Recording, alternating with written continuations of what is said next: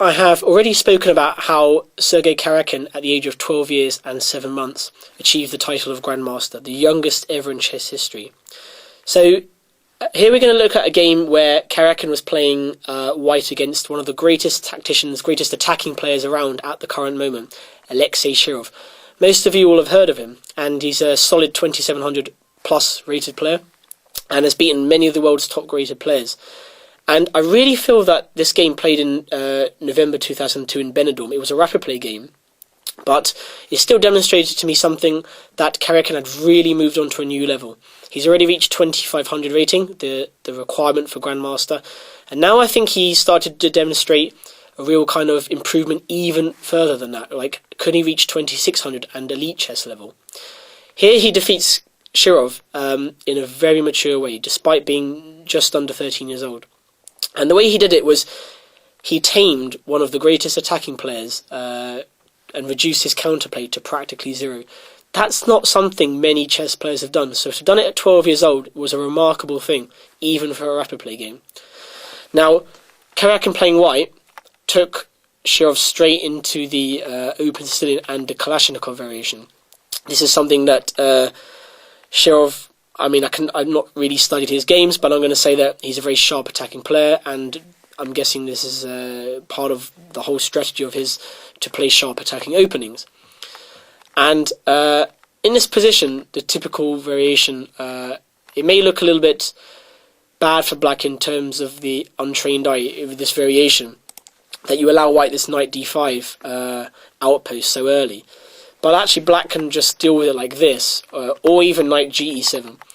I won't really focus on the theory too much at the moment. Suffice to say that black does just develop and try and get rid of that knight. So knight c to e7. And I'm going to fast forward through the middle game to the middle game from this opening. Both sides develop their pieces. Rook b8. Here we see both sides developing towards the centre and castling early. Bishop b7. So, yeah, sensible development from both sides. Now let's try and take stock of what both sides are going to try and do. Well, we've seen Karjakin play this kind of structure as black himself. Black tends at some point to try and push on the king side with f5, because that's where the majority of black's pawns are, like this, compared to white's 3 pawns on the king side. So what is white going to do in the meantime? White is actually going to try and target that pawn on a6. And at the very least, try and create a passed pawn on the queen side, because we have a pawn majority on that side. So it's a kind of clash of strategies, and who's going to come out on top? Well, that obviously depends on the game. Firstly, though, white needs to deal with this threat to d5 from the bishop, and there's not many ways that we can do that. Bishop f3 wouldn't work because of e4. And winning the pawn like this, that would be a disaster for white actually, because it would allow black's d-pawn to come down the board as well. So, Karjakin decided on knight b6. This is all still actually theory. Notice that the bishop on b7 blocks the rook's attack to the knight, so this is okay for white. Knight d7, which clears the way for the f-pawn, as well as attempting to oust this knight on b6. a5. Now this move I really like, because once a piece stays on b6, the problem for black is how is black going to do anything about this? And if the knight stays on b6 or a piece stays on b6, there's also some potential problems for this pawn, so really black has to try and go for it. Now, as we said, this is very typical of Shirov's style, he's going to try and attack. So f5, there we go. And the threat of f4 prompted Karjakin in playing f3. It's not a passive move, he's just securing the f2 square for the bishop. So knight takes b6 and b4. Well, we've already spoken about how white's going to push your pawn majority, even in the middle game like this. And if we ever get to go b5, like this, then potentially when black captures, we're going to have a passed a pawn, aren't we? So it's all going to be a little bit problematic for black if black is careless. Now, bishop d8 was a good move, because although we said Shirov wants to attack, he still needs to try and get rid of these well-placed white pieces. Talking about space advantage as well, we see that white has a space advantage because black's pieces are further back. So when we have a space advantage, we should try and keep the pieces on. And this explains why Karjakin kept the pieces on like this with bishop e3. So Shirov decided to return. Rook b1. We already talked about why that was played, to try and help push b5. Rook bc8. And now b5. So both sides trying to continue with their strategies. It doesn't really appear though that black's done a lot, so I would say that white's slightly better already, although what I will say is that black has some potential with these pawn moves and also a rook infiltration, so it's not completely lost for black or anything like that. The game is kind of hotting up at the moment, I could say. Right, a takes b5 and rook takes b5. And here, apparently Shirov blundered, but e4 is a very natural move to play to try and open up the position. It opens up the bishop on f6, and it just puts pressure on white. And I can imagine that Shirov, that's his style, so he's going to do that. Apparently he should have played bishop d8, and again attempted to try and hold this a-pawn's advance like that. And in fact, black's threatening bishop a6 to try and kick the rook away. So that was apparently better. But again, I can completely understand why he went e4.